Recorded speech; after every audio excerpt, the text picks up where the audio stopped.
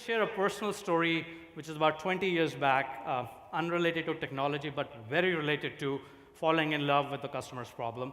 And then I'm going to invite one of my colleagues, one of your colleagues, to come up on the stage and do the same story. So about 22, 23 years ago, I was in the US. I was studying. I didn't have a job, so I used to work at a petrol station pumping gas.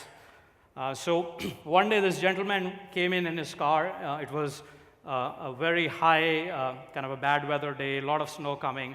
I filled his car with petrol, but he just drove off and the car broke down. And he tried to call a cab, taxi, nothing was available. The roads were jam-packed. And he walked out of his car and came to me and said, "Would you mind dropping me to my house?" And I asked, how far his house was. It was 2 hours away. Now, in the US, generally, you don't tend to drop people if you don't know them. Right? I mean, in India, it's pretty common. You have a little bit more cultural affiliation with people there. You don't. But I said, okay, 2 hours, I have nothing to lose. So I went with him. While we were driving, he was talking to me as, what am I studying? What do I want to do? And when we reached his home, he left his business card. Those days, the internet email wasn't that big. So he left me with his business card, and I realized it was his daughter's first birthday, and that was his really intention to get home, on time. So dial forward 4 years. What I did in those 3-4 years was continuously kept in touch with him, and he kept in touch with me because he remembered the fact that I dropped him home, as simple as that. I was graduating, the first Gulf War was happening, no jobs in the market, and I was a struggling person there in New York, and I decided to happen to call him to say, I'm looking for some break. I want to be I studied accounting, so I was trying to be an independent bookkeeper, selling services. So I said, I'm trying to get my first contract. And he said, come into my office. And he happened to be the CFO of the largest entertainment and media company of the US. And I went to the office, and he gave me the first break. And I asked him later, why, right? And what he explained to me was that on that day, when his car broke down, he said his problem wasn't getting petrol. His problem was getting to his daughter's house to be there for the first birthday. And I unintentionally did that. I wasn't falling in love with this problem, right? I wasn't that genius to say, yeah, I have to do that. I just happened to be asked, and I did it. But now looking back, what I realized was that is the biggest learning of, if you're falling in love with somebody's problem, good things happen. If you're keeping in touch with people, good things happen. And we applied the same principle to one of our web professional story, I'll tell you. How many of you are runners here in the audience? Yeah, so Mumbai is the great place. The Mumbai Marathon happens every year. And this year, what we decided was that we said, this community of health and wellness, right? They're all building websites. They're all trying to tell their story. So how can we create a fun exercise where we give them a platform through our website product to tell their story? Create a website about your running experience.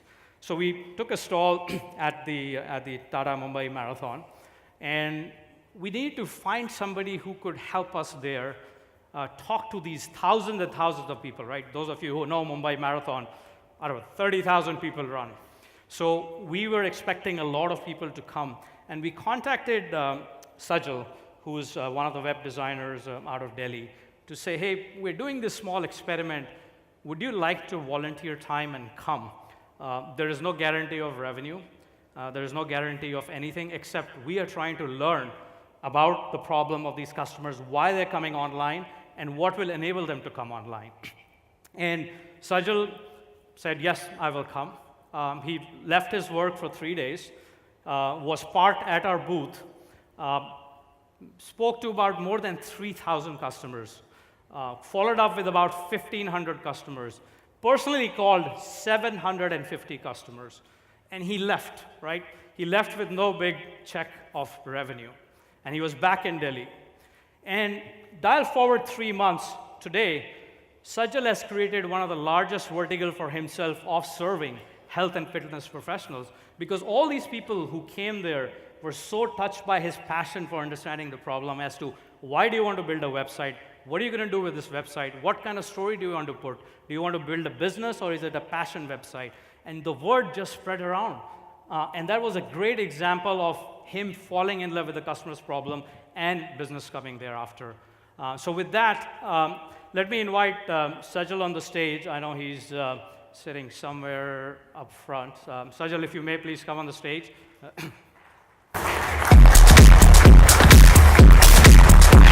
Please. And I'll also invite Puneet Thakkar to join me.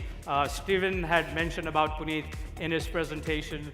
A wonderful friend now. In fact, he was one of the first partners when I joined GoDaddy, and I went to his office, and I still remember the great treatment I got. Please have a seat.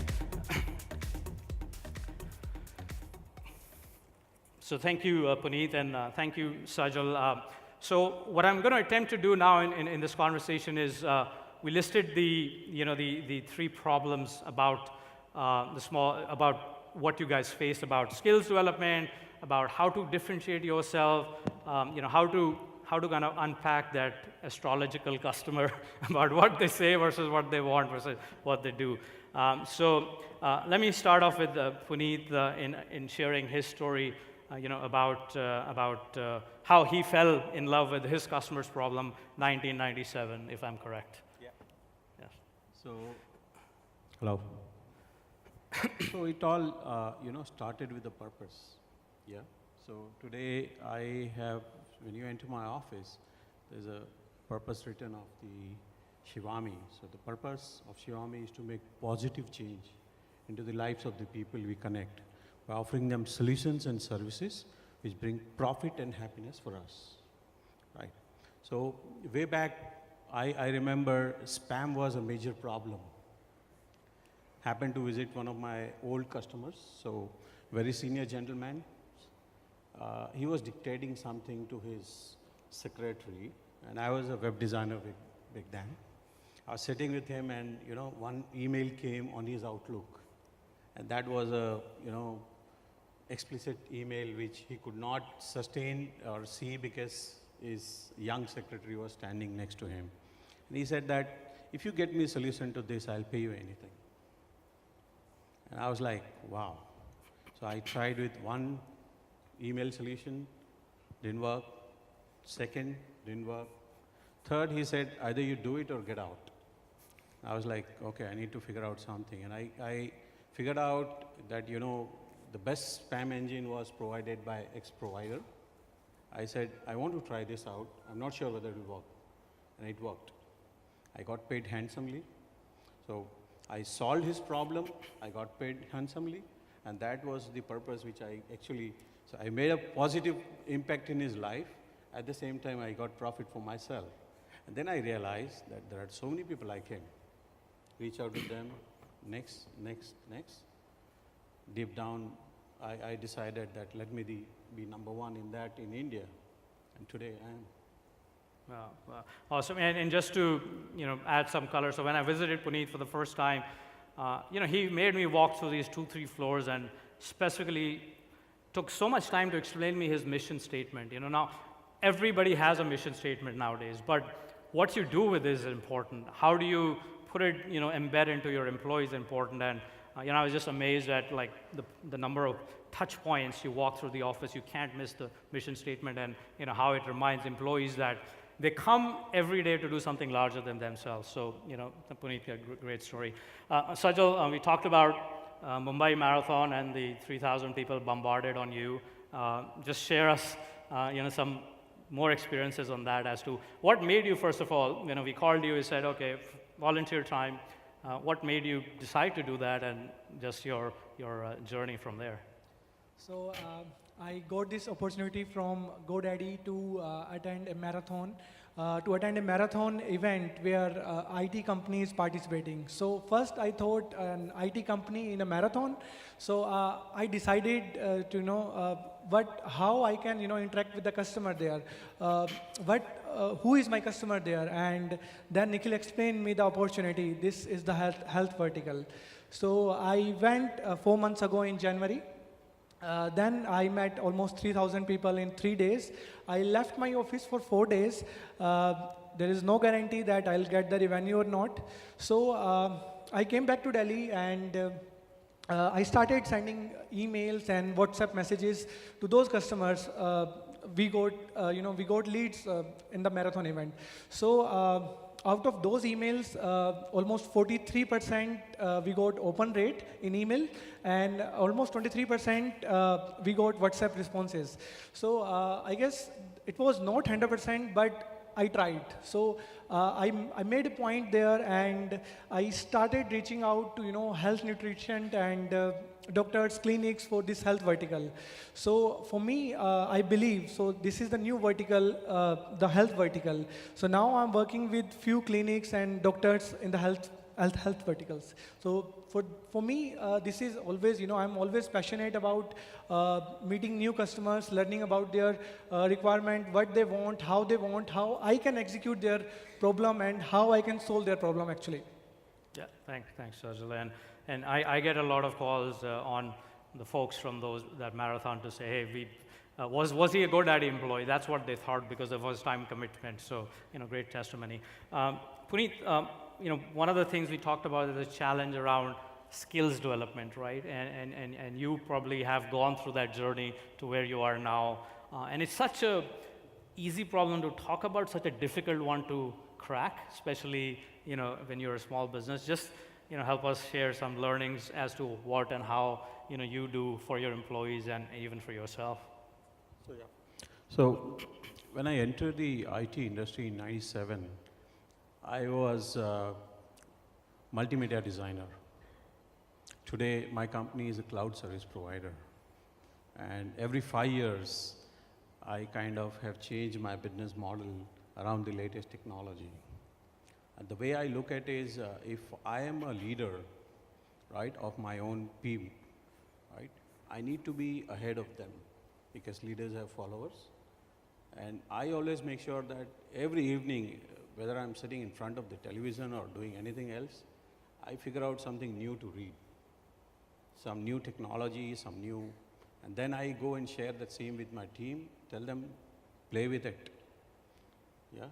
If you make a mistake, I will be supporting you. But if you don't make mistake, if you don't come out with something, probably, we will not survive in the business. Luckily, my old team members understand this. So it's always a top-down approach which works, right? So I initiate it, someone pushes it, and someone else follows it. It works for us.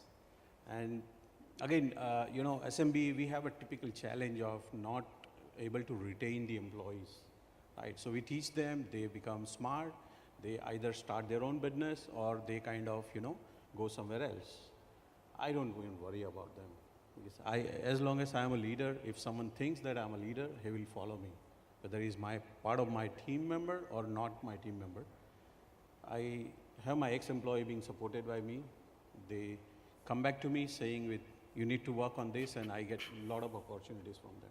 So I always believe that, destiny will make sure that you get what you invest. Yeah. Sajal, you're in the early stage, Puneet's gone through that curve a lot. Like, you probably have a different set of challenges on the skilling side. Please share. So I started my journey as a web developer in 2012, and in 2014 I started my own business because at that time I was working with agencies and I got to know that customers are not happy, with the services. So I think that I can solve their problems, and I should start my own agency to solving the customer problem. So earlier, we have most of web developers here. That earlier we were using Flash animation to to build the website, and even I did Flash animation to build the website. Now you are seeing that the Flash animation is asking for permission to start on any website because it's take time to load on the website. So it's gone. So as you know, the industry is changing day by day. It's 21st century, but as you know, that people are, in our community, they are still learning the old techniques. But so we got interns, then juniors, then senior, then intermediate. So we, got to know that they want to learn, because if you have interns, they always have the passion to learn from their juniors and from the seniors, because they want to achieve a position that is senior. So we have, we have weekly sessions, monthly session to train them, because if you have the latest skill set, then you are in business. If you don't have, then your business go away. Okay, thanks. So Puneet, the toughest question, right? How do we unpack customers' mind, right? Between the say versus the want versus the do ratio is the most complex one, including us, right? When we buy something also, we probably exhibit the same behavior. How do you go about it? I have an interesting answer to this, So when I started a career, I was a multimedia designer. So I was kind of making movies for the customer, right? And whenever first time someone makes a website, they think that they are making movie and they are directors. So exactly, they say something, they want something else, right? And when you present them something, there is something else they are expecting. What I did is, more important is I always understood their business, right? So it was a pretty, learning experience for me. I always made sure that when I go to a customer, I tell them, I'm of this budget. Can you afford me? If yes, I want to come and meet you. So I cut down the pricing problem. B, I send them a questionnaire in advance saying that this is the thing you have to fill up, then only I will come for meeting. Now, it's very difficult in India, but it still works, right? So they used to fill up the questionnaire. That means I have everything in writing from them that what they want. Now, third is I would go and meet them, understand their business model, right? When I'm in their shoes, probably I'm able to suggest them more because I have experience with other customers as well. And then I would say that if you trust me, let me play this way, right? It worked for me back then, right? But over the journey, what I realized that for some of the customers, I became the trusted advisor, right? So even today, if they need to buy a latest mobile, they will call me and check, is this a right product for you or a product for me? And so I keep myself also updated with the latest technology in mobiles and gadgets because they call me and check with me. So I'm the trusted advisor. So I make sure that since I have to give them advice, I have to be very transparent as far as technology is concerned. I have to be very transparent as far as what they're buying. I have to keep their expectations in check. So if someone says that, for my business, privacy is more important than functionality, I would say, okay, go for this product. Someone says that I'm in the, trading business. It doesn't matter what privacy is, but, because, everyone can sell my product. So I would say, okay, go with the functional product or solution. So that's what I do. And being trusted advisor, being trusted by someone brings me a lot of revenue, trust me. Yeah, no, I think it's great. And I think you make a great point about the unarticulated needs of the customer by looking at the business model, right? Because a lot of times, all of us assume that the customer kind of understands the business fully. I think they understand the problem that they're trying to solve, but the business evolves, so getting to understand their business from an outside-in perspective is great. Sajal, your experience? So as Puneet explained that he's a trustworthy, a trusting factor he got. So we also got 80 to 90% of our business from the reference. So we already made sites from 100 of customers, and they give us the reference to make new website for their, let's say, friends, for their business partners and all. So it depends to to set an expectation to the customer. So after meeting first time or twice, you got to know about the exact scope of work. So if you are setting the right expectation that this is the scope of work for phase 1, so we are taking this forward for, let's say, next 6 weeks, then we can set the right expectation and we can deliver the work. So in between, let's say, in between the project delivery, you got to know that customer has new requirements. You can ask them that wait for this phase, and we'll cover this in the next phase. By doing this, you can,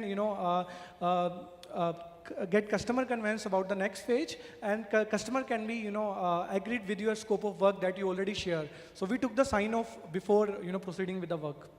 Great, great, great. I think great learnings from both of you. And again, you just kind of the early days. Puneet's really in the matured cycle, so very interesting. But the consistent theme is, one of the things is that if you just kind of unlock what they just said, there's a huge value of actually meeting customers face to face. In today's world, where research is an overspoken word, where you read a lot of data, you read a lot of reports, but there is no substitute for actually meeting customers and talking to them in person. And one of the practices which is well known is, like, if you look at your calendar and say, are you spending 20 to 25% of your time minimum on a face-to-face interaction with the customer in their work environment, not on the phone? Because when you're in their work environment, you have a better understanding of what's happening there, what are the constraints, where the workflow is being broken, and then you can put a very different perspective when you're solving for them. This also has been a great year for GoDaddy. Stephen had mentioned about us reaching 1 million customers. So thank you, all of you, for helping us achieve this milestone. And please give a big round of applause to yourself and all our wonderful customers.